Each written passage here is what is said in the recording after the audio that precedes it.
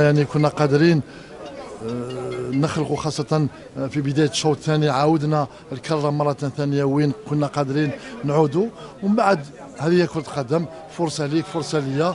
عموما أنا نقول لك صح بالك وفون دي موامم، يعني مانيش راضي بالتعادل، ولكن واقع كرة القدم واقع المباراة يخليك أنك ترضى بهذه النقطة أمام منافس عنيد، منافس اللي لديه من إمكانيات باش يكون منافس صحيح في البطولة.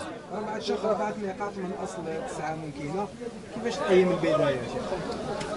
لا أظن ما نقدرش أنا لو يعني احنا قلنا أن اللي يلعب على الصعود اللي عنده نفس طويل، اللي عنده قوة ذهنية كبيرة. أظن احنا المباراة الأولى بالك أثرت علينا التعادل اللي درناه أمام فوق أرضية ميداننا، ولكن عموما نظن أن حسابيا يبقى فريق الحراش المنافس العنيد والمنافس القوي إن شاء الله في هذه البطولة. شيخ بالنظر لأداء الفريق اليوم، هل ممكن نقولوا أنه الفريق اليوم جاء ما هو الأداء تاعك؟ ما هو الأداء تاعك؟ بالنظر للأداء التقييم تاعك وشنو؟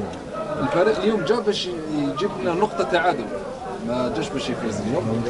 هل كان الهدف تاعكم اليوم انه تعودوا بنقطة تعادل اليوم؟ أنا قلتها في بداية تدخلي أن الفريق كنا جينا بنية الفوز، لأن احنا ما يرضينا يعني صراحة. تشوف حس كما قال الأخ 4 نقاط، كنا بالك نوصلوا اليوم إلى 5 نقاط، نوصلوا إلى 7 نقاط، ونكونوا كما يقول لك المقدمة. ولكن اليوم ما تقدرش تقول. أنا قلت ونعاود أن لابد من نفس طويل. هذا الفريق عانى نوعا ما الموسم الماضي، عانينا في بداية هذا الموسم. رئيس الفريق راه واقف على الفريق. أظن فيه واحد الامور تاع تخلاط، يعني لابد باش البنادم يكون يعني صريح فيها. تاثيرات كثيره باش ياثروا بالسلب على الفريق. اللي يحبوا الحراش يعرفوا الشيء هذا اللي لابد باش يوقفوا مع الفريق تاعهم.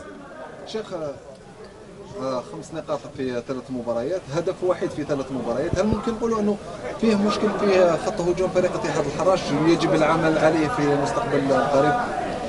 مش نقول لك صح، يعني اذا كان تشوف تعطي لي حصيله تاع 3 مباريات، ولكن انا الفريق تاعنا لديه من امكانيات باش يسجل اكثر. يعني عندنا امكانيات انا نخدموا عليها.